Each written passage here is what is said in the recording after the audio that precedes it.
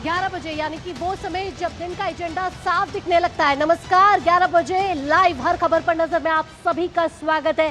सियासत का हर दाव, सरकार का हर फैसला, देश दुनिया की हर हलचल, इन सभी पर है हमारी पैनी नजर। यह है 11 बजे लाइव हर खबर पर नजर और मैं हूं आपके साथ भावना नैयर। आइए नजर डाल लेते हैं इस वक्त की टॉप हेडलाइंस पर। दतिया और मांजलपुर उपचुनाव में बीजेपी आगे, बांकीपुर में प्रशांत किशोर को बढ़त। कांग्रेस के ने भीतरघात के आरोप में दतिया के पूर्व विधायक राजेंद्र भारती को किया पार्टी से बेदखल। झारखंड में छात्रों की सोरेन सरकार को खुली चुनौती, इंसाफ दो या गोली मारो। पेपर लीक के खिलाफ आंदोलन का 10वां दिन, बीजेपी ने भी सोरेन को घेरा। टीटीपी ने ली पाकिस्तान की खैबर पख्तूनख्वा आत्मघाती हमले की जिम्मेदारी, अब तक 15 लोगों की मौत। सावन का पहला सोमवार आज, महाकाल की निकलेगी पहली शाही सवारी। शिवलिंग पर दूध और जलाभिषेक के लिए उमड़े श्रद्धालु। और ग्लासगो कॉमनवेल्थ गेम्स में 39 पदक के साथ भारत चौथे स्थान पर। 2030 के कॉमनवेल्थ गेम्स की मेजबानी के लिए अहमदाबाद को मिला फ्लैग और बैटन।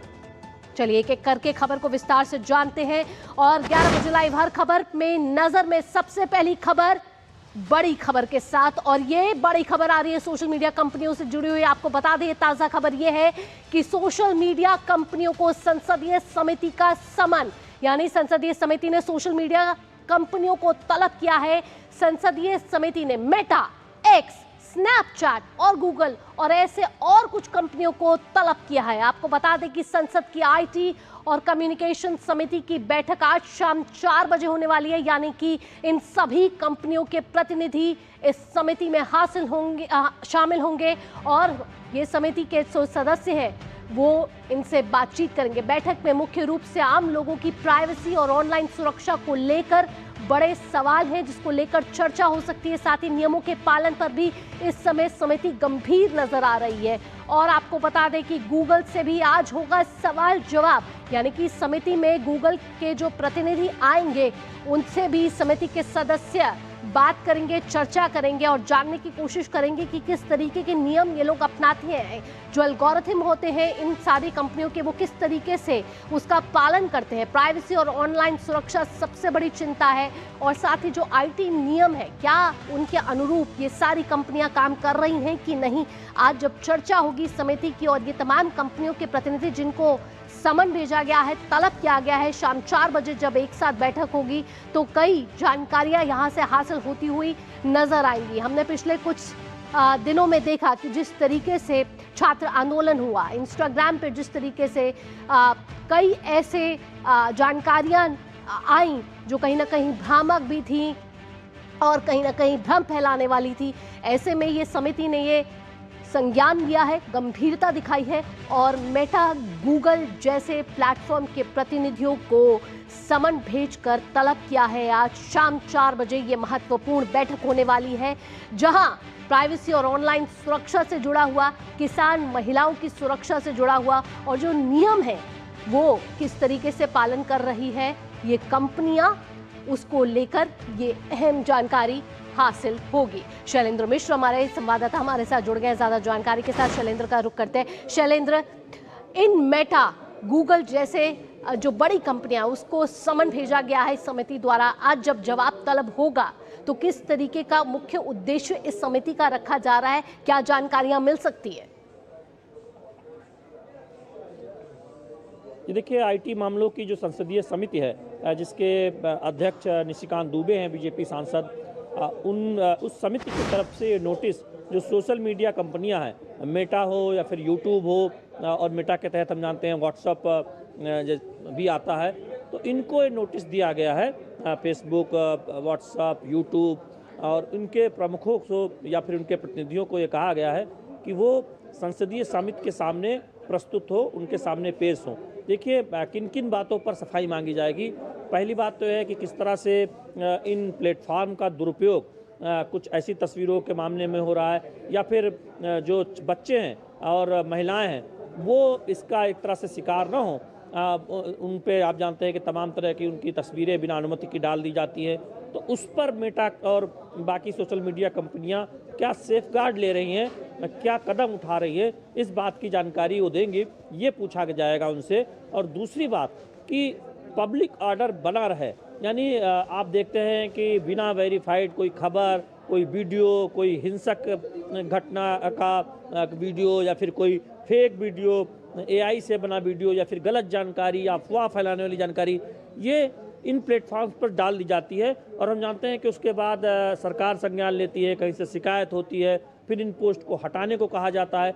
तो पब्लिक ऑर्डर बना रहे, यानी कि कानून व्यवस्था की स्थिति के लिए ऐसी इस तरह की चुनौतियां ना आए, जिसमें इन सोशल मीडिया पोस्ट के वीडियो का हम देखते हैं कि अक्सर कई बार योगदान होता है कि इनकी वजह से आशंकाएं फैलती हैं, अफवाहें फैलती हैं, हिंसा फैलने की भी आशंका हो जाती है। तो फिर उनको लेकर क्या कुछ ये कंपनियां कर रही हैं, ये भी पूछा जा सकता है, जो सूत्र हमें बता रहे हैं। तो इसके लिए सम्मन किया गया है। 5 दिन पहले ही ये सम्मन जारी किया गया था और उसके बाद हम जानते हैं कि और कई घटनाक्रम हुए हैं। तो हो सकता है कि उन सब पर भी जानकारी उनके प्रतिनिधियों से पूछा जाए कि अब तक उन्होंने क्या कुछ कदम उठाए हैं सेफ गार्ड के लिए, जिससे कोई भी महिला, कोई छात्र या कोई बच्चा शिकार न हो इन इस तरह के पोस्ट से। या फिर आप देखें कि किसी के खिलाफ एक अभियान चला दिया जाता है, उनके खिलाफ पोस्ट की बाढ़ आ जाती है, या किसी पर कोई एक आरोप लगते ही उसको इस तरह से विलन बना दिया जाता है। तो इन सब को लेकर हम जानते हैं कि बहुत आशंकाएं उठती है। अब जब आज ये समिति के सामने मेटा के अधिकारी पेश होंगे, सोशल मीडिया कंपनियों के अधिकारी पेश होंगे, तो हो सकता है कि उनसे इन सब बातों पर जानकारी ली जाए। लेकिन प्रमुख तौर पर जो 3-4 बातें मैंने बताई कि सेफ गार्ड इन ये कंपनियां क्या अपना रही हैं, कैसे वेरीफाइड करती हैं, कैसे हिंसा से जुड़े जो वीडियो हैं या फिर जो अश्लील वीडियो हैं उनको हटाने का उनका एक फ्रेमवर्क क्या है, और पब्लिक ऑर्डर खराब। शैलेंद्र, पहले भी हमने देखा था इन कंपनियों पर सवालिया निशान पहले भी खड़े हुए थे, फिर चाहे वो बच्चों की सुरक्षा से जुड़ा हो, पिछले कुछ दिनों पहले ये मामला भी निकल कर आया था। अब महिला, किसानों और बच्चों के जो नियम हमारे आईटी नियम में है उनका ये पालन कर रहे हैं या नहीं, ये बड़ा सवाल होता है। और निशिकांत दुबे जो भाजपा सांसद हैं और इस समिति के अध्यक्ष भी हैं, उन्होंने भी कई बयान दिए हैं कि जब ये 4 बजे मीटिंग होगी तो कई तथ्य यहाँ से निकलते हुए नजर आएंगे। ये देखिए भावना, हाल ही में आईटी नियमों में बदलाव किया गया है। उस बदलाव के बाद जैसे ही कोई शिकायत आती है और इन कंपनियों को जानकारी दी जाती है, 4 घंटे के अंदर ऐसे पोस्ट हटाने अनिवार्य है। पहले देखिए उसमें बहुत समय लग जाता था, कई बार 24 घंटे तक शिकायत के बावजूद पोस्ट नहीं हटती थी, और मॉनिटरिंग बढ़ाई गई है। लेकिन ये कंपनियां अपनी तरफ से क्या कर रही हैं? सरकार तो कदम उठा रही है, आईटी मंत्रालय तो कदम उठा रहा है, फेक न्यूज को लेकर जानकारी तो दी जा रही है। आप जानते हैं कि सूचना प्रसारण मंत्रालय का जो एक यूनिट है वो लगातार जो फेक खबरें हैं उनके खिलाफ सावधान करता है, पीआईबी फैक्ट चेक। लेकिन सोशल मीडिया पर अगर कोई कंटेंट पड़ता है, ये कंटेंट अगर बहुत अश्लील है, या ये कंटेंट बहुत आपत्तिजनक है, या ये कंटेंट किसी की छवि को जानबूझकर नुकसान पहुंचाने वाला है, उस तरह से कोई एक साजिश किया जा रहा है और पब्लिक ऑर्डर को भड़काने वाला है, यानी कानून व्यवस्था के लिए चुनौती बनने वाला है, तो इन सब को लेकर इनका फ्रेमवर्क क्या है, इन सब को लेकर इन कंपनियों की जिम्मेदारी क्या है? ऐसे ही कोई बिना वेरीफाइड या कोई फेक वीडियो या ऑडियो डाल दे, ये खुद क्या नियमों का पालन करते हैं? और जब समिति के सदस्य और साथ ही जब ये कंपनियों, सोशल मीडिया कंपनियों के सदस्य बैठेंगे तो कई चर्चाएं और कई मुद्दों पर चर्चाएं यहाँ पर होंगी, जिसको लेकर एक सुरक्षित सोशल मीडिया से जो जुड़ी जानकारी हम तक पहुंचती है वो पहुंचे, ये निश्चित कराने के लिए आज समिति के सदस्य इन सबसे मुलाकात कर रहे हैं। तमाम जानकारियों के साथ शैलेंद्र, यहाँ आपका बहुत बहुत धन्यवाद। और एक और बड़ी खबर आ रही है, वो बड़ी खबर यह है कि कुश्ती महासंघ के पूर्व अध्यक्ष बृजभूषण शरण सिंह के खिलाफ महिला पहलवानों की ओर से दायर यौन शोषण का मामले को लेकर यहां एक बड़ी खबर आपको बता दें कि कुश्ती महासंघ के पूर्व अध्यक्ष यहां बरी हो गए हैं। आरोपों से बरी हो चुके हैं बृजभूषण शरण सिंह। ये इस वक्त की ताजा खबर है। आपको बता दें कि राउज एवेन्यू कोर्ट का ये फैसला आया है, जहां बृजभूषण शरण सिंह को आरोपों से बरी कर दिया है।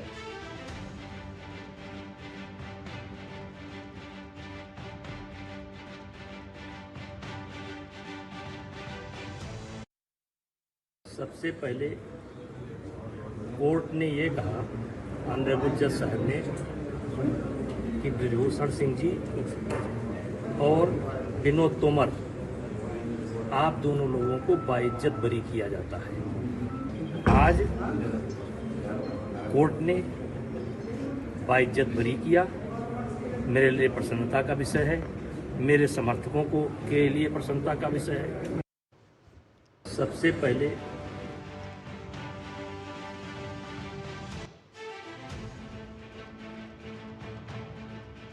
तो यौन शोषण के आरोपों से बृजभूषण सिंह जो है वो बरी हो चुके हैं। राउज एवेन्यू कोर्ट का ये बड़ा फैसला आया है।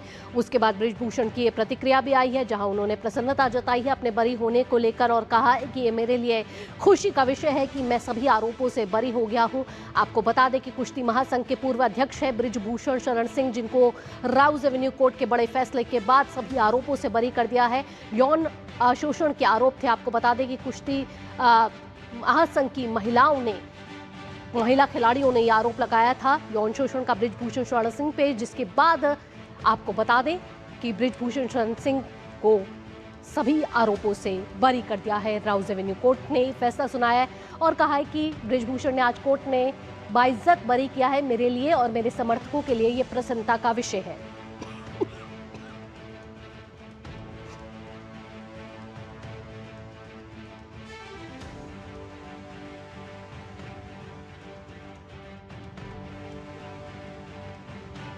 तो इस वक्त की बड़ी खबर, जहां कुश्ती महासंघ के पूर्व अध्यक्ष बृजभूषण शरण सिंह को बरी कर दिया गया है और कुश्ती महासंघ के पूर्व अध्यक्ष जो बृजभूषण है, उन्होंने बाइज्जत बरी होने के बाद ये प्रतिक्रिया भी दी है कि मुझे बड़ी प्रसन्नता हो रही है कि मैं सभी आरोपों से बरी हो चुका हूं। आगे बढ़ते हैं और आपको बता दें कि 3 राज्य 3 विधानसभा सीट जिस पर मतदान हुआ और उसके मतगणना आज हो रही है सुबह 8 बजे से, जिसके रुझान में आने शुरू हो गए हैं। आपको बता दें कि मध्य प्रदेश की दतिया सीट, वहीं बिहार की बांकीपुर सीट हो या फिर गुजरात की मांजलपुर सीट हो, तीनों पर इस समय मतगणना जारी है, जिसको लेकर रुझान भी आ रहे हैं। और आप देख रहे हैं अपनी टीवी स्क्रीन पर कि किस तरीके से कौन कौन इसमें बढ़त बनाता हुआ नजर आ रहा है। आपको बता दें कि बांकीपुर सीट पर अगर बात करें तो यहाँ त्रिकोणीय मुकाबला नजर आ रहा है। यहाँ सबकी नजर है प्रशांत किशोर यानी कि पीके की जनसुराज पार्टी पर। कहा जा रहा है कि शुरुआती रुझान में जनसुराज पार्टी यहाँ बढ़त लेती हुई नजर आ रही है।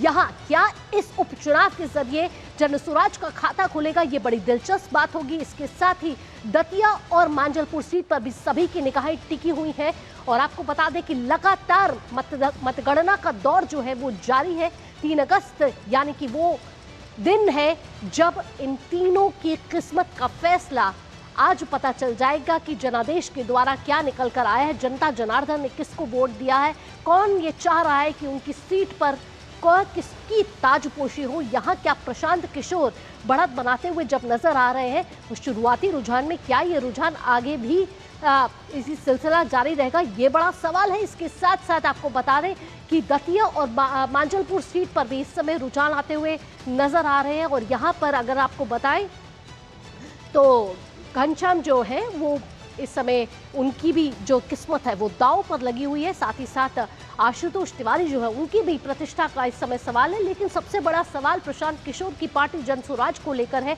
क्योंकि आपको बता दें कि नितिन नवीन की ये सीट, जहां वो इस सीट पर विधायक के तौर पर काबिज थे, लेकिन वो जब सीट खाली हुई क्योंकि वो भाजपा के राष्ट्रीय अध्यक्ष चुने गए, उसके बाद आपको बता दें कि अब जो सबकी निगाहें हैं कि वो प्रशांत किशोर की जनसुराज पार्टी पर है कि क्या वो खाता खोल पाएगी इसके जरिए, इस सीट के जरिए। यहाँ सुरक्षा के कड़े इंतजाम किए गए हैं। मतगणना केंद्र पर सुरक्षा के चाक चौबंद इंतजाम है। आप देख रहे हैं तस्वीरों के जरिए भी यहाँ मतगणना का दौर जारी है। मांजलपुर सीट की बात करें तो बीजेपी यहाँ जो है वो आगे बढ़ती हुई नजर आ रही है बढ़त के साथ मांजलपुर सीट पे। वहीं बांकीपुर सीट पर प्रशांत किशोर की जो जनसुराज पार्टी है वो कहीं ना कहीं आगे बढ़ती हुई नजर आ रही है। वहां उनको वोटों में इजाफा जो है उनका देखा जा रहा है। वहीं दतिया में भी बात करें, दतिया की बात करें तो बीजेपी प्रत्याशी यहां पीछे नजर आ रहे हैं।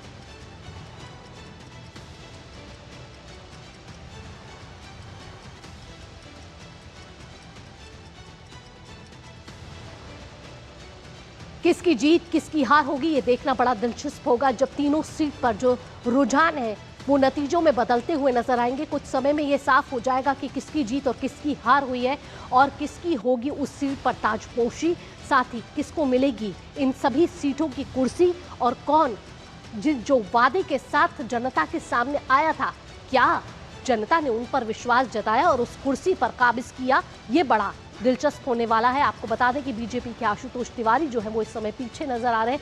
वहीं बांकीपुर सीट से जो दिलचस्प मुकाबला कहा जा रहा था, त्रिकोणीय मुकाबला, उसमें प्रशांत किशोर को यहां बड़ी बढ़त मिलती हुई नजर आ रही है। और इस बीच मध्य प्रदेश में कांग्रेस पार्टी ने पूर्व विधायक राजेंद्र भारती को पार्टी से बाहर कर दिया। पार्टी ने यह कार्रवाई भीतर घात के आरोपों के बाद की है। आपको बता दें कि दतिया उपचुनाव के नतीजे आने से पहले इस कार्रवाई ने पार्टी के भीतर हलचल पैदा कर दी है। दरअसल आपको बता दें कि कांग्रेस प्रत्याशी घनश्याम सिंह ने चुनाव के दौरान पार्टी के अंदर ही विरोध और भीतरघात का आरोप लगाया था और इसके बाद संगठन ने राजेंद्र भारती को निष्कासित कर दिया।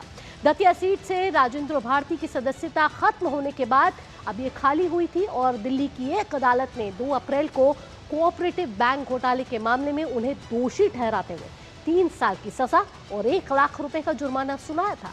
सजा के बाद उनकी विधानसभा सदस्यता स्वतः समाप्त हो गई थी।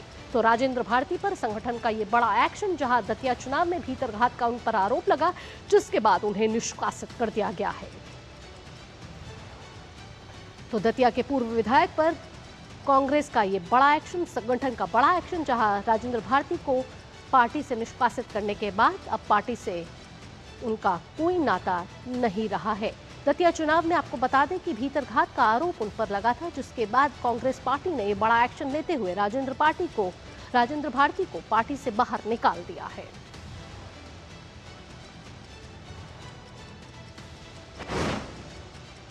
और जिस तरीके से आप देख रहे हैं तस्वीरों के जरिए कि मतगणना का दौर जारी है। इस समय 3 सीटों पर 3 राज्य है। किसकी किस्मत चमकेगी या नहीं चमकेगी, यह देखना बड़ा दिलचस्प होगा। लेकिन ग्राफिक्स के जरिए आइए हम आपको बताते हैं कि ये मुकाबला कितना दिलचस्प नजर आ रहा है। दिलचस्प इसलिए नजर आ रहा है कि आपको बताते हैं इन 3 सीटों का समीकरण। जब इन 3 सीटों के समीकरण की बात हो रही है तो बात हो रही है इन 3 सीटों में जो त्रिकोणीय मुकाबला नजर आ रहा है वो है बांकीपुर सीट। बांकीपुर सीट पे आप देख रहे हैं नीरज कुमार सिन्हा है, प्रशांत किशोर है, रेखा गुप्ता है। यानी कि मुकाबला है BJP versus Jan Suraaj versus RJD के बीच। यहाँ प्रशांत किशोर को बड़ी बढ़त मिलती हुई नजर आ रही है। इसलिए मिल रही है क्योंकि कहीं ना कहीं जनता ये सोच रही है कि प्रशांत किशोर को एक बार चांस देकर देखा जाए। लेकिन ये जो कड़ी टक्कर है अभी फिलहाल जारी है, क्योंकि ये सिर्फ रुझान आते हुए नजर आ रहे हैं। लेकिन इन तीनों के बीच बांकीपुर सीट पर त्रिकोणीय मुकाबला नजर आ रहा है। अगली सीट का रुख करेंगे। अगली सीट जो है वो है दतिया सीट। ये मध्य प्रदेश की सीट है, यानी कि जो भारत का दिल कहा जाता है मध्य प्रदेश, उसकी ये महत्वपूर्ण सीट है दतिया सीट, जहां आशुतोष तिवारी भाजपा वर्सेज घनश्याम सिंह कांग्रेस का यहाँ मुकाबला नजर आ रहा है। आपको बता दें कि आशुतोष तिवारी जो है वो कहीं ना कहीं आपको बता दें कि पीछे पड़ते हुए नजर आ रहे हैं। यहाँ घनश्याम सिंह को वो यहाँ बढ़त मिलती हुई नजर आ रही है। यहाँ मुख्य मुकाबला भाजपा वर्सेस कांग्रेस के बीच में देखना होगा कि जब रुझान जो है वो नतीजों में बदलते हैं तो किस तरीके से बदलेंगे। वहीं गुजरात की मांजलपुर सीट पर भी आते हैं। गुजरात की मांजलपुर सीट भी महत्वपूर्ण सीट मानी जाती है। आपको बता दें यहाँ कड़ा मुकाबला किस किस के बीच में है। यहाँ कड़ा मुकाबला अगर मुख्य उम्मीदवार बताए तो सतीश भाई गोविंद भाई पटेल भाजपा वर्सेस भीखा भाई रबारी कांग्रेस के। यहाँ जो बढ़त मिलती हुई नजर आ रही है वो भाजपा को यहाँ मिलती हुई नजर आ रही है गुजरात की सीट से। तो आपको हमने तीनों सीट्स बताई कि तीनों सीट पर इस समय मुकाबला जो है वो कड़ा है। रुझान आने शुरू हो गए हैं। रुझान आने से आपको बता दें कि मतगणना का जो दौर है वो जारी है। लगातार आपको बता दें पहले डाकपत्र से जो मतगणना है वो की जा रही थी, अब ईवीएम के जरिए जो है वो वोटिंग का जो गिनती है वो यहाँ की जा रही है। मधुरेश पटना से हमारे साथ जुड़ गए ज्यादा जानकारी के साथ। मधुरेश, यहाँ सबसे ज्यादा अगर दिलचस्प रुझान आते हुए नजर आ रहे हैं तो आ रहे हैं बांकीपुर सीट से। प्रशांत किशोर कितनी सीटों से, कितने वोटों से यहाँ आगे बढ़ते हुए नजर आ रहे हैं और कितने दौर की जो मतगणना है वो इस समय पूरी हो चुकी है? देखिए, बहुत दिलचस्प मुकाबला है बांकीपुर का, क्योंकि प्रशांत किशोर जब हम विधानसभा चुनाव में 2025 में उठे थे तो एक भी सीट जीत नहीं पाए थे। अब बांकीपुर का जो जिम्मा है उन्होंने अपने हाथ में लिया था। पूरी जो कहेंगे रणनीति है उन्होंने खुद अपने लिए तैयार की और चौथे राउंड की गिनती के बाद 1165 वोटों से वो आगे चलते हुए दिख रहे हैं। लगभग 6570 वोट जो है उन्होंने प्राप्त किया है। तो कहीं ना कहीं ये बता रहा है कि जो बांकीपुर की जनता है उसको कई मामलों में वो कन्विंस करने में कहीं ना कहीं सक्सेसफुल होते हुए दिख रहे हैं। हालांकि बड़ी बात यह है कि अभी 31 राउंड की जो गिनती है वो होनी है और इसके लिए 14 टेबल लगाए गए हैं। तो अभी ये कहना बहुत जल्दबाजी होगी कि जो रुझान आ रहे हैं वही परिणाम होंगे। लेकिन जो अभी वर्तमान में 4 राउंड की गिनती दिख रही है वो तो यही बता रही है कि प्रशांत किशोर जो है वो लोगों को कन्विंस करने में कहीं ना कहीं सक्सेसफुल दिख रहे हैं। और बीजेपी का जो गढ़ है 40 सालों के दौर में कहीं ना कहीं प्रशांत किशोर की जनसुराज पार्टी को देखें तो बहुत पुरानी है पार्टी, नहीं है, पौने 2 साल हुए हैं इस पार्टी को आए हुए। और अगर प्रशांत किशोर की बात करें तो हाँ, ये जरूर है कि 4 साल हो गए उन्हें ग्राउंड पर काम करते हुए। क्या क्या लगता है कि अगर अब शुरुआती रुझान में प्रशांत किशोर जहां आगे बढ़ते हुए नजर आ ही रहे हैं, तो क्या कोई फैक्टर्स उनके लिए काम कर रहे हैं इस बारी? देखिए, ये कहना मुझे लगता है थोड़ा सा गलत होगा कि प्रशांत किशोर सिर्फ 4 साल से ये काम कर रहे हैं, क्योंकि इसके पहले जब वो पॉलिटिकल पार्टीज के लिए स्ट्रैटेजी बनाते थे कहीं ना कहीं राजनीति में बहुत हद तक इंडल्ज रहते थे, कहीं हद तक वो जूझते रहते थे। तो उनका ये सारा जो एक्सपीरियंस है वो तब काम आ रहा है जब उन्होंने अपनी खुद की पार्टी बनाई है। और कहीं ना कहीं इन सारी चीजों की जो रणनीति उस समय दूसरों के लिए बनाते थे, वही रणनीति आज ये कॉन्सेंट्रेट होकर के अपने लिए बनाते हुए दिख रहे हैं, जिसका परिणाम चौथे राउंड की गिनती तक तो कम से कम दिख रहा है। हालांकि जो अभी वर्तमान में जो 4 राउंड की गिनती हुई है उसमें राजद की प्रत्याशी जो है, जो रेखा कुमारी गुप्ता, उनके नतीजे और भी हैरान करने वाले हैं, क्योंकि लगभग मात्र 600 के आसपास उनके प्राप्त हुआ है। बड़ी की तरफ रेखा कुमारी, अगर ये ट्रेंड बरकरार रहता है तो रेखा कुमारी गुप्ता बढ़ेंगी। मधुरेश, यहाँ एक और सवाल मेरे मन में आ रहा है, वो ये है कि ये सीट नितिन नवीन की सीट, कई बार से इस पर विधायक नितिन नवीन रहे और उसके बाद ये सीट खाली हुई।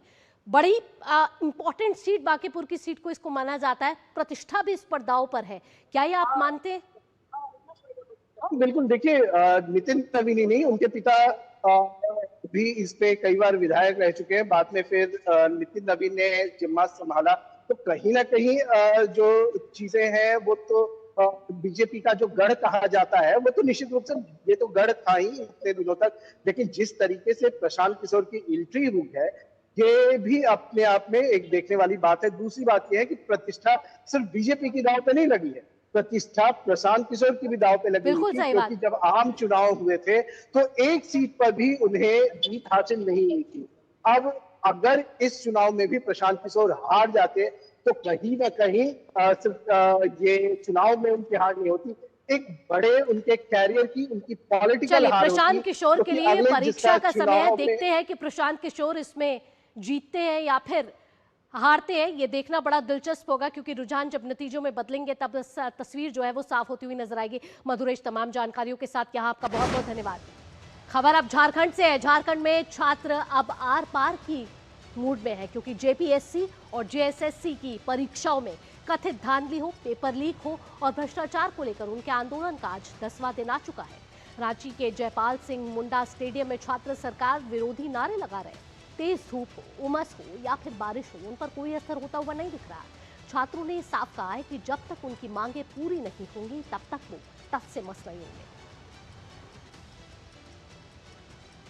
तो झारखंड में छात्र आंदोलन का 10वां दिन आ पहुंचा है। जेपीएससी और जेएसएससी में की जो परीक्षाएं हुई उसमें कथित अनियमितताओं के कारण छात्रों का जो आंदोलन है वो पिछले 10 दिन से जारी है और छात्र यहां सरकार से सवाल पूछ रहे हैं और सरकार से मांग कर रहे हैं और उन्हीं सब मांगों के कारण छात्र आंदोलन अपनी जो भी मांग है उस पर अडिग है और कई छात्रों का आमरण अनशन भी देखने को मिल रहा है। यहाँ प्रदर्शनकारी छात्रों का आखिर क्या कुछ कहना है सरकार पर, वो किस तरीके के सवाल साध रहे हैं, और आइए उन्हीं की जुबानी सुनते हैं, उन्हीं के दर्द और भावनाओं को।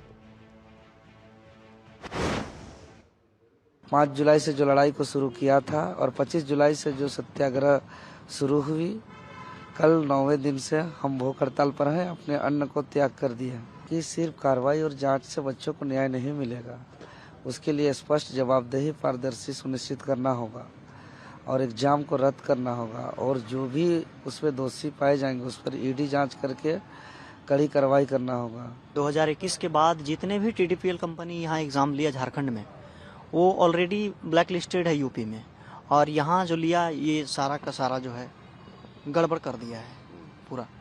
हम लोगों का मांग है कि पूरी जेपीएससी जेएसएससी सीजीएल को रिफॉर्म चाहिए और टीडीपीएल कंपनी जो है इस पर कार्रवाई हो। अभी तक जो मांग हमारा है सीबीआई जांच, वो ना करके सीआईडी से जांच करके एक प्रकार से लिपापोती किया जा रहा है। तो हमको लग रहा है कि हमारे पास कोई चारा नहीं है। हम तो कहेंगे कि हमें एक तो मार दिया जाए गोलियों से, या तो हमें न्याय दिया जाए।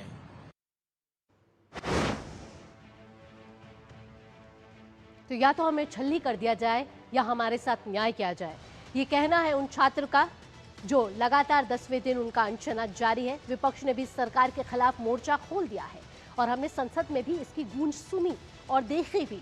और विधानसभा के आगामी मॉनसून सत्र में इस मुद्दे को जोरदार तरीके से उठाने के लिए विपक्ष इस समय पूरी तरीके से तैयार नजर आ रहा है। तो इस समय झारखंड में आर पार की लड़ाई नजर आ रही है। ये छात्रों के भविष्य का फैसला है, छात्रों के भविष्य का मामला है, जिसको लेकर विपक्ष राज्य सरकार पर हमलावर है। कहा है कि सोरेन सरकार के राज्य में छात्रों का हित ताक पर रख दिया गया है। वहाँ पेपर लीक नहीं है, वहाँ तो बेचा जा रहा है नौकरी को 20 लाख में, 25 लाख में, 50 लाख में, करोड़ में जेपीएससी में चला गया है। चेयरमैन से लेकर के सदस्य और उस दफ्तर में जो लोग भी पदाधिकारी है, उन सारे लोगों के ऊपर एफआईआर करिए, उनको सब गिरफ्तार करिए और अध्यक्ष से लेकर इन सबको वहाँ से हटाइए।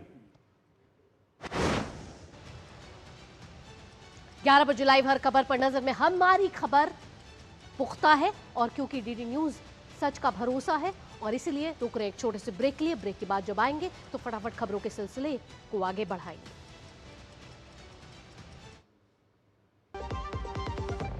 खाने में मेरी क्वीन के लिए क्या है? किंग मटर पनीर, किंग बैगन भरता, king veg pulao, king palak paneer kofta. ये सब किंग क्यों? क्योंकि ये सब बना है MDH किचन किंग से का बॉस। MDH किचन किंग, असली किचन किंग। MDH।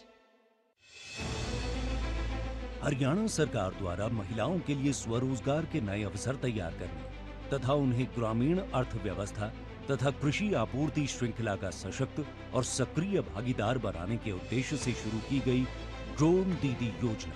प्रत्येक महिला स्वयं सहायता समूह को एक ड्रोन उपलब्ध कराया जाएगा। इससे महिलाएं ड्रोन पायलट बन करके कृषि क्षेत्र में किसानों की सहायता कर सकेंगी और स्वयं रोजगार के नए अवसर वो कर सकेंगी। प्रधानमंत्री श्री नरेंद्र मोदी जी के प्रेरणादायी मार्गदर्शन और मुख्यमंत्री श्री नायब सिंह सैनी के गतिशील नेतृत्व में इस पहल के तहत स्वयं सहायता समूहों की महिलाओं को ड्रोन संचालन, तकनीकी जानकारी तथा drone remote pilot certificate RPC के लिए 1 सप्ताह का प्रशिक्षण प्रदान किया जाएगा। एक दिन में कम से कम 10-15 एकड़ में सफर हो जाता है और इससे मैं इनकम अच्छी कर लेती हूँ और अपने परिवार का अच्छे से गुजारा हो जाता है। इतना ही नहीं, महिला स्वयं सहायता समूहों को ड्रोन खरीदने के लिए ड्रोन एवं सहायक उपकरणों की लागत पर 80% तक या अधिकतम 8 लाख रुपए तक की सब्सिडी प्रदान की जाएगी। हरियाणा में डबल इंजन की सरकार महिलाओं को आधुनिक तकनीकों से जोड़कर बना रही है उन्हें ग्रामीण अर्थव्यवस्था की नई शक्ति।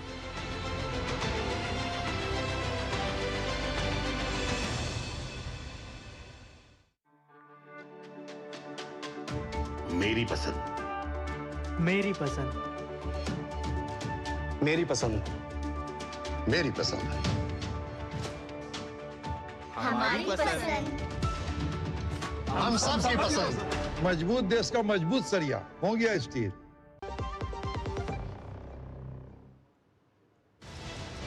ब्रेक के बाद आप सभी का स्वागत है। आप देख रहे हैं 11 बजे लाइव हर खबर पे नजर और आइए देश और दुनिया की कुछ और खबरों पर नजर डाल लेते हैं खबरें सुपरफास्ट में। जम्मू कश्मीर के बारामूला और पुलवामा में संयुक्त अभियान चलाकर सुरक्षा बलों ने 2 आतंकी मददगारों को गिरफ्तार किया है। उनके कब्जे से पिस्तौल, हैंड ग्रेनेड और आपत्तिजनक सामग्री बरामद की गई। असम में बाढ़ का पानी भले घट रहा हो लेकिन 5 जिलों के करीब 1.36 लाख लोग अभी प्रभावित है। राज्य के 335 गांव जलमग्न है और 15,000 हेक्टेयर से ज्यादा कृषि भूमि तबाह हो चुकी है। केरल के कई इलाकों में मूसलाधार बारिश के चलते बाढ़ का खतरा बढ़ गया है, जिसे देखते हुए स्कूलों में छुट्टी घोषित कर दी गई है। मुख्यमंत्री वीडी सतीशन ने हालात की समीक्षा के लिए अधिकारियों के साथ आपातकालीन ऑनलाइन बैठक बुलाई है। राष्ट्रपति द्रौपदी मुर्मू आज से 3 दिवसीय ओडिशा दौरे पर है। प्रवास के दौरान वे जगत गुरु कृपालु विश्वविद्यालय का उद्घाटन करेंगे और तप्त पानी में मां कंधुनी देवी मंदिर के दर्शन करेंगे। दिल्ली लक्ष्मी योजना को लेकर दिल्ली में राजनीति तेज हो गई है। भाजपा का कहना है कि सरकार ने वादा पूरा करते हुए महिलाओं को 2500 रुपए प्रति मासिक महीना भत्ता देने के लिए आवेदन पोर्टल खोल दिया है। दिल्ली की मुख्यमंत्री रेखा गुप्ता ने लाल बहादुर शास्त्री अस्पताल का औचक निरीक्षण कर स्वास्थ्य सेवाओं का जायजा लिया। इस दौरान उन्होंने मरीजों से बात कर अधिकारियों को व्यवस्थाएं सुधारने के निर्देश दिए। उत्तर प्रदेश विधानसभा का मानसून सत्र आज से शुरू होकर 6 अगस्त तक चलेगा। इस दौरान राज्य सरकार कई महत्वपूर्ण विधायी प्रस्तावों को सदन के पटल पर रखेगी।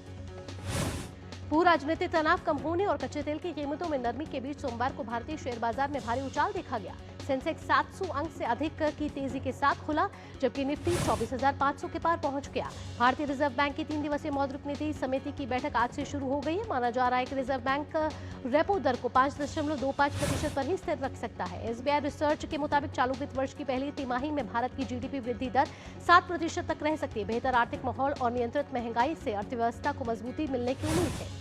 भारत की स्थापित सौर ऊर्जा क्षमता बढ़कर 162.15 गीगावाट पहुंच गई है। प्रतिस्पर्धात्मक बोलियों के चलते सौर बिजली की दरें घटकर 2.44 प्रति यूनिट के रिकॉर्ड निचले स्तर पर आ गई है। 4 महीने की लगातार बिकवाली के बाद विदेशी निवेशकों ने जुलाई में भारतीय शेयर बाजार में 20,200 करोड़ रुपए का शुद्ध निवेश किया है। भारतीय कंपनियों के मजबूत नतीजे और स्थिर बाजार से निवेशकों का भरोसा लौटा है। अमेरिका और ईरान के बीच तनाव कम करने के लिए आज अहम कूटनीतिक बातचीत हो सकती है। इसका उद्देश्य स्ट्रेट ऑफ हॉर्मुज में गतिरोध समाप्त करना और परमाणु विवाद का शांतिपूर्ण समाधान निकालना है। ईरान के राष्ट्रपति मसूद पेजेश्कियन ने कहा है कि अमेरिका को दोनों देशों के बीच समझौते पर कायम रहने के लिए मजबूर रहना जरूरी है। वहीं ईरानी रक्षा मंत्रालय ने कहा है कि वे किसी भी खतरे का सामना करने के लिए तैयार हैं। रूस और यूक्रेन के बीच भीषण मिसाइल और ड्रोन हमलों में 14 नागरिकों की जान चली गई। दोनों ही देश अब लंबी दूरी की मिसाइलों से एक दूसरे के रिहायशी इलाकों को निशाना बना रहे हैं। स्पेन के स्यूटा में समुद्र के रास्ते हो रही अवैध घुसपैठ के दौरान अब तक 72 प्रवासियों की मौत की पुष्टि हुई है। स्पेनिश सरकार ने घुसपैठ रोकने के लिए सीमा पर फ्लोटिंग बैरियर तैनात कर दिया है। ग्लासगो राष्ट्रमंडल खेलों के समापन समारोह में 2030 के ऐतिहासिक शताब्दी संस्करण की मेजबानी आधिकारिक तौर पर भारत को सौंप दी गई है। इस प्रतियोगिता में भारतीय दल ने 13 स्वर्ण समेत कुल 39 पदक जीतकर चौथा स्थान हासिल किया। भारतीय तेज गेंदबाज जसप्रीत बुमराह घुटने की चोट के कारण श्रीलंका के खिलाफ होने वाली टेस्ट सीरीज से बाहर हो गए हैं। 22वीं राष्ट्रमंडल टेबल टेनिस चैंपियनशिप में भारत ने शानदार प्रदर्शन करते हुए लगभग सभी स्वर्ण पदक अपने नाम किए। पुरुष एकल में अंकुर भट्टाचार्य जी और महिला एकल में यशस्विनी घोरपड़े ने स्वर्ण जीता। और वेस्टइंडीज और पाकिस्तान के बीच दूसरे टेस्ट के पहले दिन वेस्टइंडीज ने 5 विकेट पर 239 रन बना लिए हैं। क्रीज पर जस्टिन ग्रीव्स 55 और कप्तान रॉस्टन चेज 36 रन बनाकर नाबाद हैं। और आइए अब वक्त हो चला है जानने का कि इस समय शेयर बाजार किस तरीके का कारोबार कर रहा है। आइए ग्राफिक्स का रुख करेंगे और आपको बताएंगे कि इस समय शेयर बाजार कैसे खुला, कितने अंकों की बढ़त के साथ खुला। आइए आपको बताते हैं कि शेयर बाजार में इस समय किस तरीके की तेजी देखी जा रही है। शेयर बाजार की आज की बात करें तो सेंसेक्स, निफ्टी और निफ्टी बैंक के बारे में हम आपको बता रहे हैं। बढ़त के साथ यहाँ खुला है शेयर बाजार। आप देख रहे हैं तीनों हरे अंक के साथ यहाँ दिखाई दे रहे हैं। सेंसेक्स हो 78,752 पर इस समय कारोबार करता हुआ। वहीं निफ्टी 50 की बात करें तो 24,597 पे यहाँ बढ़ता हुआ नजर आ रहा है। वहीं निफ्टी बैंक में भी यहाँ तेजी देखने को मिली है। 57,809.95 पर यहाँ ट्रेड करता नजर आ रहा है निफ्टी बैंक। आइए आगे बढ़ते हुए अब आपको सराफा बाजार की बता देते हैं। वहां बताते हैं आपको सोने चांदी का आज क्या भाव है। सोने चांदी की बात करें तो सोना 24 कैरेट प्रति 10 ग्राम इस समय बढ़त के साथ 1,43,550 रुपए का इस समय सोना मिल रहा है। वहीं चांदी अगर प्रति 1 किलोग्राम की बात करें तो यहाँ पर भी बढ़त देखने को मिल रही है। 0.31% की बढ़त। वहाँ चांदी प्रति 1 किलो है 2,17,862 रुपए। यानी सोने चांदी में भी यहाँ बढ़त मिल रही दिखती हुई नजर आ रही है। वहीं शेयर बाजार की बात करें वहाँ भी एक बेहतर स्थिति में इस समय शेयर मार्केट मिलता हुआ नजर आ रहा है। बात करें सेंसेक्स की, निफ्टी की या निफ्टी 50 की। चलिए आगे बढ़ते हैं और दूसरी खबरों का रुख करते हैं। दूसरी खबरों का अगर रुख करें तो अंतर्राष्ट्रीय खबरों का रुख करें तो पाकिस्तान से ये बड़ी खबर आ रही है। पाकिस्तान के खैबर पख्तूनख्वा प्रांत में रविवार को हुए आत्मघाती हमले में 15 लोगों की मौत हो गई है। यह धमाका काबुल इलाके में एक पुलिस स्टेशन के बाहर हुआ है। बताया जा रहा है कि यह धमाका उस समय हुआ है जब स्वात में बढ़ती आतंकी घटनाओं के विरोध में स्थानीय लोग प्रदर्शन कर रहे थे। स्वात का जिला पुलिस अधिकारी के अनुसार संदिग्ध आत्मघाती हमलावर ने काबुल पुलिस स्टेशन और पुलिस लाइंस परिसर में घुसने की कोशिश की, लेकिन मुख्य गेट पर पुलिसकर्मियों ने उसे रोक लिया। इसके बाद हमलावर ने विस्फोटक उपकरण में धमाका कर दिया। पुलिस ने हमले में तलाश अभियान अब शुरू कर दिया है। आतंकी संगठन तहरीके तालिबान पाकिस्तान यानी कि टीटीपी ने हमले की जिम्मेदारी लेने का दावा किया है। पाकिस्तान के सीमावर्ती इलाकों में हाल के महीनों में आतंकी गतिविधियों में तेजी आई है, जिसमें सेना और पुलिस को मुख्य रूप से निशाना बनाया जा रहा है। पाकिस्तान सरकार इसके लिए अफगान तालिबान पर आतंकियों को समर्थन देने का आरोप लगाती है, जबकि तालिबान सरकार इन आरोपों से इनकार करती है। तो तस्वीरों के जरिए आप देख रहे हैं कि खैबर पख्तूनख्वा जो पाकिस्तान में स्थित है, उसमें खौफ की ये तस्वीरें सामने आ रही है। सुरक्षा हालात गड़बड़ाए हुए हैं इस समय पाकिस्तान में, और आत्मघाती हमले के बाद पाकिस्तान दहला है। हम देख रहे हैं कि पिछले कुछ महीनों से पाकिस्तान में आतंकी हमलों की घटनाएं लगातार बढ़ रही है, और हमले के बाद यहाँ अलर्ट पर है पाकिस्तानी सेना और पुलिस। साथ ही आपको बता दें कि पुलिस स्टेशन के बाहर ये आत्मघाती ब्लास्ट हुआ है, जिसके बाद हम देख रहे हैं कि सुरक्षा व्यवस्था बढ़ा दी गई है, लेकिन यहाँ सुरक्षा चुनौती एक बनी हुई है। और खैबर पख्तूनख्वा में ये जो हमला हुआ है वो पुलिस स्टेशन के बाहर ये धमाका हुआ है। ग्राफिक्स के जरिए आपको बताते हैं कि पाकिस्तान में ये जो आत्मघाती हमला हुआ उसके बाद किस तरीके से खैबर पख्तूनख्वा में खौफ का माहौल है। खैबर पख्तूनख्वा की बात करें, आपको बताते हैं पाकिस्तान में जो खैबर पख्तूनख्वा है जहां हमला हुआ है पुलिस स्टेशन के बाहर, उसके बाद कैसे जो माहौल है वो गर्मा गया है और खौफ का मंजर यहाँ देखने को मिला। प्रदर्शन के दौरान आपको बता दें ये हमला हुआ है और हमले में 15 लोगों की मौत की खबर है और मृतकों में 6 पुलिसकर्मी शामिल हैं। साथ ही आपको बता दें कि इसमें कई घायल होने की भी खबर यहाँ बताई जा रही है। सुरक्षा बलों ने इलाकों को घेरा है और साथ ही आपको बता दें कि हमले में कई लोग इस समय घायल हैं। पाकिस्तान में ये आत्मघाती हमला हुआ है, टीटीपी ने इसकी जिम्मेदारी ले ली है, इस हमले की जिम्मेदारी ले ली है, जिसके बाद इस समय जो वहाँ की सेना है वो अलर्ट मोड पे है। लेकिन हम देख रहे हैं कि किस तरीके से पीओके में देखें, खैबर पख्तूनख्वा में देखें तो हिंसक घटनाएं लगातार यहाँ बढ़ती हुई नजर आ रही हैं। यहाँ हम देख रहे हैं कि पाकिस्तान और तालिबान के बीच भी जो संघर्ष है वो भी यहाँ गर्माता हुआ नजर आ रहा है। वहाँ पे ही संघर्ष देखने को मिल रहा है, एक दूसरे पर आरोप प्रत्यारोप का यहाँ सिलसिला देखने को मिल रहा है। लेकिन इस बीच जो पाकिस्तान में पुलिस स्टेशन के बाहर जो आत्मघाती हमला हुआ है, इसके बाद जो सुरक्षा एजेंसियां हैं, वहां की पुलिस सेना है, वो इस समय अलर्ट मोड पर है और यहाँ प्रदर्शन हो रहा था। प्रदर्शन के दौरान ये हमला हुआ है। हमारे साथ हमारे संवाददाता CS जोशी हमारे साथ जुड़ गए ज़्यादा जानकारी के साथ। चंद्रशेखर, क्या ताज़ा अपडेट है? अगर हम बात करें कि किस तरीके से जब हम देख रहे हैं पाकिस्तान में लगातार हिंसा का जो दौर है वो लगातार बढ़ता जा रहा है, पीओके में भी हमने ये कुछ घटनाएं देखी और अब तो तालिबान और पाकिस्तान एक दूसरे पर आरोप प्रत्यारोप लगा रहे हैं। हालांकि ये कोई नई बात नहीं है।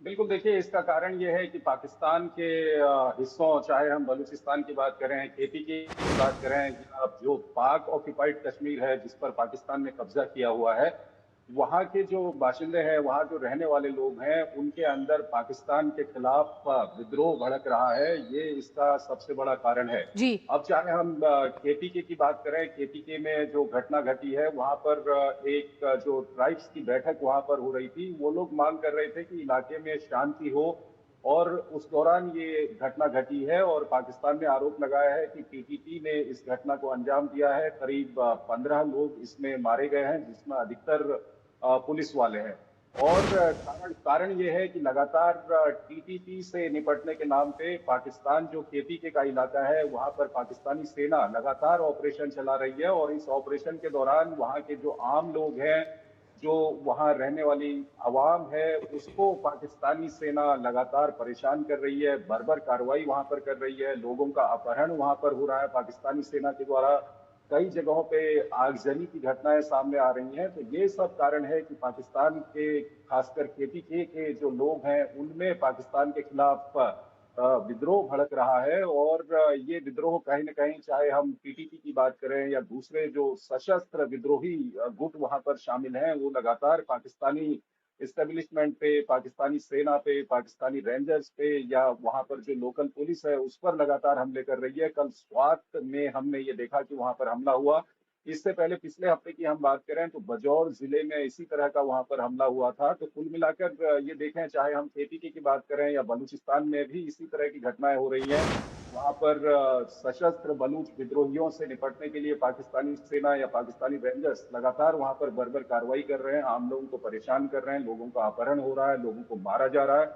तो लोगों में ये विद्रोह भड़क रहा है और पाकिस्तान के लिए काफी। क्या चंद्रशेखर, क्या पाकिस्तानी सरकार से कोई प्रतिक्रिया आई है? क्या वहां से कोई स्पष्टीकरण आता हुआ नजर आ रहा है? क्योंकि पाकिस्तान की सरकार पर इस समय दबाव बढ़ रहा है। देखिए, पाकिस्तान की ओर से एक लंबा इतिहास रहा है। पाकिस्तान की ओर से कोई सकारात्मक प्रतिक्रिया इस पर नहीं आती है। जब भी इस तरह के हमले होते हैं, पाकिस्तान टीटीपी के ऊपर इसकी जिम्मेदारी डालता है। चाहे बलूचिस्तान की हम बात करें, वहां पर बीएलए और दूसरे जो सशस्त्र विद्रोही गुट हैं, उनके ऊपर पाकिस्तान ये जिम्मेदारी डालता है। और पाकिस्तान के अंदर जब भी इस तरह के बड़े संकट पाकिस्तान के अंदर पैदा होते हैं, तो पाकिस्तान कहीं न कहीं हिंदुस्तान की ओर भी निशाना साधता है। और पाकिस्तान की पुरानी आदत है सबके पीछे हिंदुस्तान का नाम लेने की, और इस वक्त भी पाकिस्तान वही कर रहा है, चाहे वो डायरेक्टली करे या इनडायरेक्टली करे।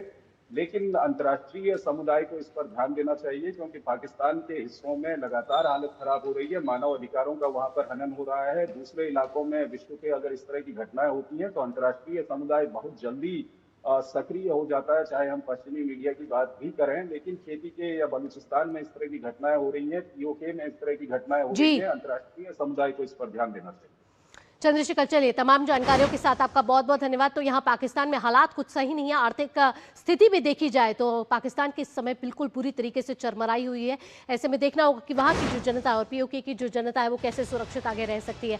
आइए अब आगे बढ़ते हैं। अमेरिका और ईरान के बीच बढ़ते तनाव के बीच एक बार फिर कूटनीति की कोशिशें तेज होती हुई दिखाई दे रही है। अमेरिकी राष्ट्रपति डोनाल्ड ट्रंप ने संकेत दिया है कि ईरान के साथ आज अहम बातचीत होगी। हालांकि उन्होंने किसी संभावित समझौते के लिए कोई समय सीमा तय करने से इनकार कर दिया है। ट्रंप का कहना है कि उनकी प्राथमिकता सैन्य टकराव नहीं, बल्कि बातचीत के जरिए समाधान निकालना है, ताकि स्ट्रेट ऑफ हॉर्मुज को सामान्य रूप से खोला जा सके और ईरान के परमाणु कार्यक्रम को लेकर जारी गतिरोध समाप्त हो सके। तो किसी संभावित समझौते से ट्रंप का यहाँ इनकार, लेकिन बातचीत का दौर शुरू होता हुआ यहाँ प्राथमिकता सैन्य टकराव नहीं है, ये कहना है ट्रंप का। तो यहाँ सकारात्मक रुख यहाँ ट्रंप का दिखता हुआ नजर आ रहा है साफ तौर पर। और आपको बता दें कि बातचीत के जरिए समाधान निकालना चाहते हैं यहाँ ट्रंप, इस वजह से ये वार्ता का दौर शुरू हुआ है। और हमने पिछली कुछ समय से भी देखा है कि अमेरिका और ईरान जरूर बातचीत के लिए एक टेबल पर बैठे हैं, लेकिन वो टेबल पर बैठने के बाद जरूर युद्ध विराम, संघर्ष विराम भी हुआ है कुछ समय तक, लेकिन फिर से ऐसी गतिविधियां शुरू हो जाती है। ईरानी विदेश मंत्री की कई देशों से बातचीत की भी यहाँ खबरें आ रही हैं। आवश्यक कार्रवाई करने से पीछे नहीं हटेंगे, ये कहना है इजराइल का। यहाँ हमने देखा है कि इजराइल और अमेरिका ने जॉइंट ऑपरेशन के साथ ईरान पर हमले किए थे, जिसके बाद ईरान और अमेरिका और इजराइल के बीच ये संघर्ष बढ़ गया, जिसके बाद अब ये वार्ताओं का दौर जो है वो लगातार जारी है। ईरान के साथ आज इस अहम बातचीत पर सभी की निगाहें टिकी हुई हैं।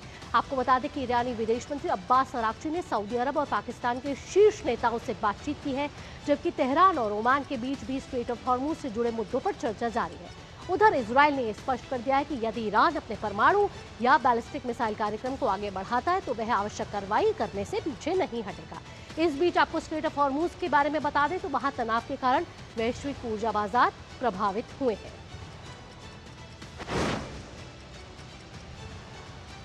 और आपको बता दें कि सावन का महीना भगवान शिव को अत्यंत प्रिय है और इस पूरे महीने में पड़ने वाले सोमवार का विशेष धार्मिक महत्व भी माना जाता है। और इसी वजह से आपको बता दें कि शिव भक्तों के लिए ये दिन बेहद खास हो जाता है। आज सावन का पहला सोमवार है। शिवलिंग पर जल, दूध, बेलपत्र, धतूरा और भांग अर्पित कर भगवान शिव की पूजा आराधना की जा रही है। मान्यता है कि सावन के सोमवार को सच्ची श्रद्धा से की गई आराधना से भगवान शिव प्रसन्न होते हैं और सुख, समृद्धि, उत्तम स्वास्थ्य और साथ ही मनोकामनाओं का आशीर्वाद देते हैं। ये तस्वीरें आप देख रहे हैं देश के अलग अलग राज्यों की, जहां अलग अलग मंदिरों में आज शिवलिंग पर जलाभिषेक किया जा रहा है। कांवड़ियों में भी जोश साफ तौर पर देखा जा रहा है, क्योंकि सावन का महीना शुरू होता है तो कांवड़ यात्रा की भी शुरुआत हो जाती है। शिवालयों में भक्तों की तांता लगा हुआ है।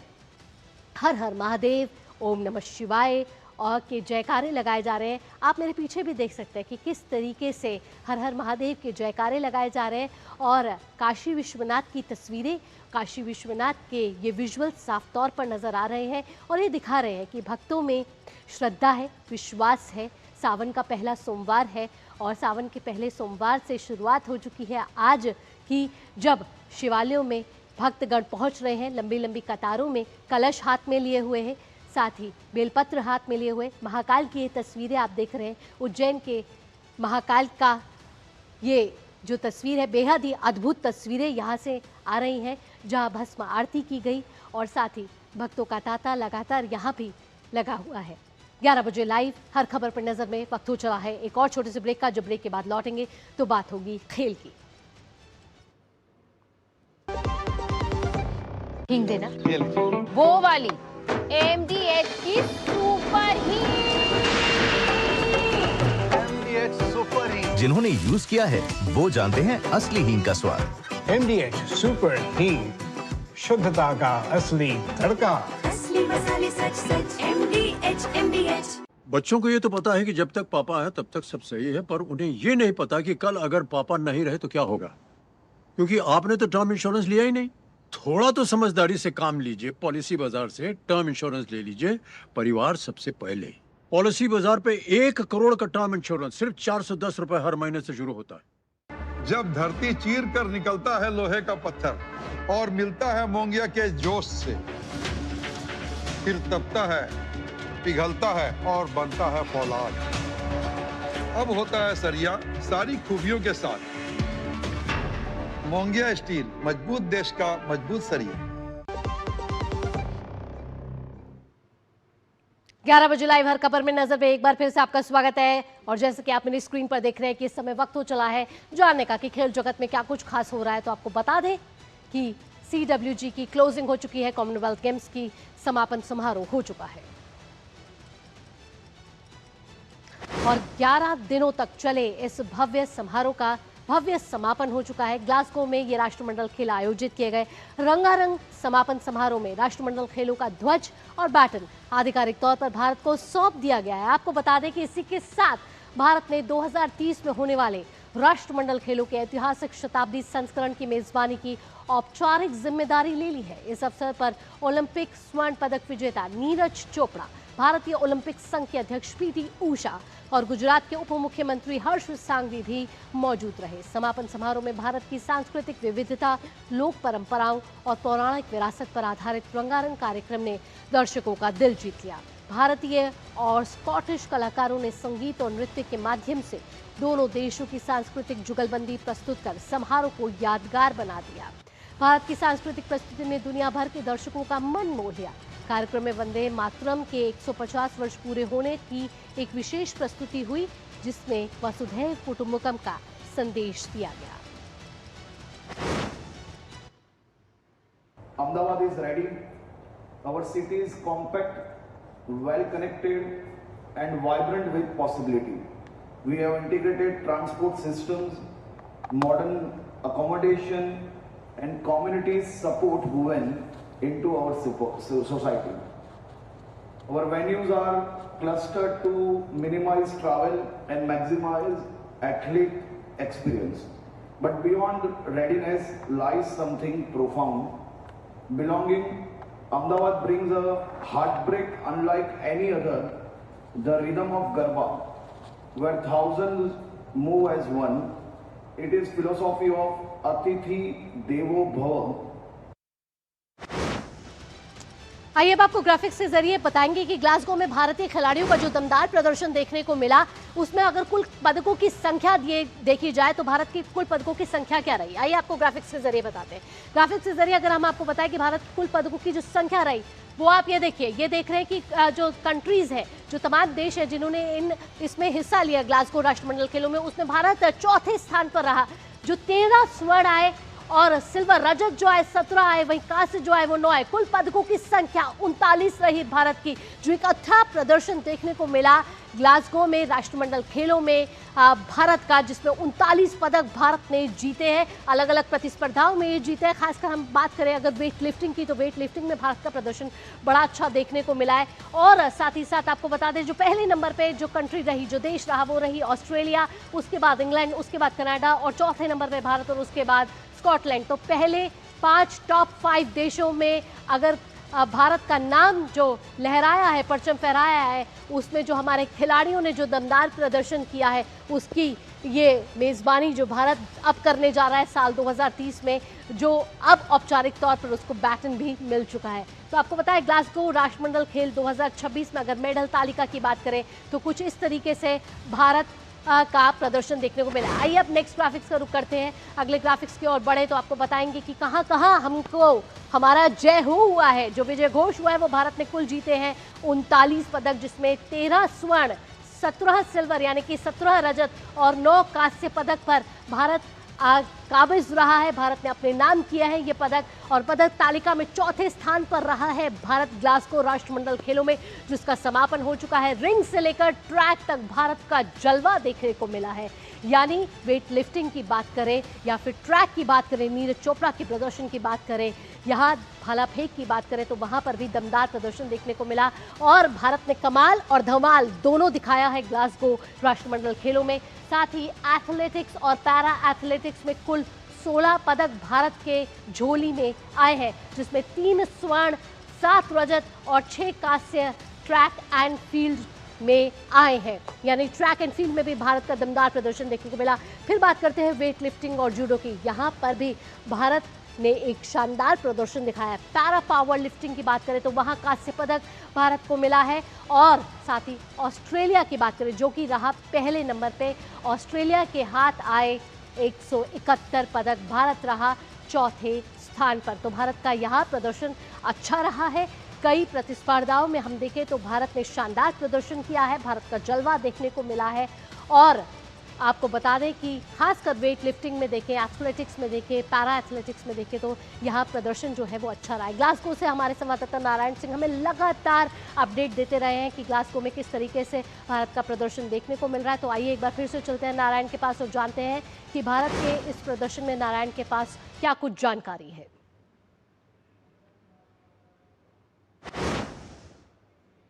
जी बिल्कुल, अगर इस कॉमनवेल्थ गेम्स की बात करें तो बहुत ही ऐतिहासिक रहा भारत के लिए। कुल मिलाकर पदकों की बात करें तो 13 गोल्ड मेडल भारत ने जीते और 39 ओवरऑल मेडल भारत के लिए आए। ओवरऑल कह सकते हैं कि रिकॉर्ड तोड़ प्रदर्शन है भारत के लिए, क्योंकि एक ये स्केल डाउन इवेंट था ग्लासगो में। पिछला जो एडिशन था जो बर्मिंघम में हुआ था वहाँ इसमें 19 स्पोर्ट्स थे, इस बार केवल सिर्फ 10 स्पोर्ट्स थे। और जो की इवेंट्स थे जिसमें भारत का हमेशा दबदबा रहा है, चाहे वो शूटिंग हो, चाहे बैडमिंटन हो, चाहे टेबल टेनिस हो, चाहे हॉकी हो, जिनमें भारत के सबसे ज़्यादा मेडल आते थे, उन खेलों को यहाँ शामिल नहीं किया गया था। लेकिन उसके बावजूद भी आप भारतीय खिलाड़ियों का प्रदर्शन देखिए। भारत ने 13 गोल्ड मेडल जीते हैं जो कि ऐतिहासिक, और चौथे नंबर पर फिनिश किया है। अगर शूटिंग जैसे स्पोर्ट्स में होते तो आप सोच सकते हैं जो गोल्ड मेडल की जो संख्या होती है लगभग 30 के आसपास पहुंच चुकी होती। लेकिन मेडलों की संख्या ने देखते हुए अगर हम बात करें तो क्वालिटी परफॉर्मेंस जो भारतीय खिलाड़ियों का रहा वो तारीफ करनी होगी। जैवलिंग में हमने एक समय देखा था कि नीरज चोपड़ा पोडियम पर होते थे, लेकिन इस बार ट्रैक एंड फील्ड में अगर किसी भी इवेंट को देखिए वहाँ हमारे दो खिलाड़ियों ने फिनिश किया पोडियम पे, चाहे वो पैरा स्पोर्ट्स हो, चाहे मेन इवेंट हो। जैवलिन में नीरज के साथ यशवीर ने भी फिनिश किया, एक ने सिल्वर जीता नीरज ने, यशवीर ने ब्रॉन्ज मेडल जीता। कई इतिहास रचे गए। और बॉक्सिंग की बात करें तो 10 बॉक्सर्स हमारे फाइनल में खेले, 7 गोल्ड और 3 सिल्वर मेडल हमारे बॉक्सर्स ने जीते, जो कि ऐतिहासिक है और कॉमनवेल्थ गेम्स का सर्वश्रेष्ठ प्रदर्शन है। अगर देखिए और गेम्स की बात करें तो जूडो में पहली बार भारत ने यहाँ पर गोल्ड जीता। तारीफ़ करनी होगी हमारे जूडो प्लेयर्स की, बहुत ही टफ कंपटीशन था, काफ़ी जो प्रतिद्वंदी थे उनके काफ़ी स्ट्रॉन्ग थे। उसके बाद भी जो हमारे खिलाड़ी ने कमाल किया उसकी तारीफ़ करनी होगी। अस्मिता डे जो पहली खिलाड़ी बनी कॉमनवेल्थ गेम्स में भारत को गोल्ड दिलाने वाली, तारीफ़ करनी होगी। उसके बाद हर्ष सिंह, उन्होंने दूसरा गोल्ड जिताया। तो कुल मिलाकर उन गेम्स में जहां हम पहले सिर्फ पार्टिसिपेट करने के लिए खेलते थे वहां भी हमने अपनी दमदार जो प्रदर्शन है उसका जौहर दिखाया। और बात करें पैरा स्पोर्ट्स की तो कमाल का प्रदर्शन रहा। अगर आप सभी एडिशन देख लीजिए, जब से पैरा स्पोर्ट्स कॉमनवेल्थ गेम्स में शामिल हुआ तब से लेके अब तक तो 6 मेडल आए थे, लेकिन सिर्फ सिंगल एडिशन इस एडिशन में ही भारत ने 7 मेडल इस कॉमनवेल्थ गेम्स में पैरा इवेंट्स में जीते। और ट्रैक एंड फील्ड की बात करें तो कमाल का प्रदर्शन हुआ। जो 57 इवेंट होता है शॉटपुट का, उसमें हमारे 2 आर्मी मैन थे, शुभम जोयाल और सोमन, उन्होंने गोल्ड और सिल्वर जीता और देश का नाम यहाँ पर रोशन किया। और ट्रैक एंड फील्ड में और खिलाड़ियों की बात करें तो कमाल का प्रदर्शन रहा। पहली बार डेकाथलन में हमारा एक मेडल आया, तेजस्विनी शंकर ने ब्रॉन्ज मेडल जीता। तो इन खेलों में भी हमारे मेडल आ रहे हैं, तो ये कमाल का प्रदर्शन है। तो मानना पड़ेगा कि जो भारत की गति है स्पोर्ट्स में आगे बढ़ने की वो कमाल की है। और कुल मिलाकर हम कह सकते हैं कि ऐतिहासिक रहा और अगला एडिशन जो भारत करने जा रहा है 2030 में, जो कि सेंटेनरी एडिशन होगा, तो वहाँ आप देखेंगे कि विश्व को हम भारत को एक बड़ी खेल शक्ति के रूप में देखा जाएगा, कि जो होस्ट होगा। पहले ही जो गुजरात के उप मुख्यमंत्री हैं हर्ष सांघवी जी कह चुके हैं कि आपको एक ग्रेटेस्ट गेम देखने को मिलेंगे। भारत ने कमर कस ली है, तो जो खेलों में एक क्रांति आ चुकी है। हम देखेंगे कि आने वाले समय में भारत जो विश्व मानचित्र है उसमें आपको डोमिनेट करता हुआ नजर आएगा। बिल्कुल नारायण, सही कहा आपने कि 2030 में जब भारत कॉमनवेल्थ गेम्स की मेजबानी कर रखा है, अहमदाबाद में आयोजित होने वाले हैं, तब भारत की जो ये स्पोर्ट्स की जो गति अब ग्लासगो में दिखी है उससे दोगुनी तिगुनी चौगुनी होती हुई नजर आएगी। नारायण, तमाम जानकारियों के साथ क्या आपका बहुत बहुत धन्यवाद। और इसी के साथ 11 बजे लाइव हर खबर पर नजर में फिलहाल इतना ही। देश और दुनिया की बाकी खबरों के लिए जुड़े रहिए आप DD न्यूज के साथ। दीजिए अनुमति। नमस्कार।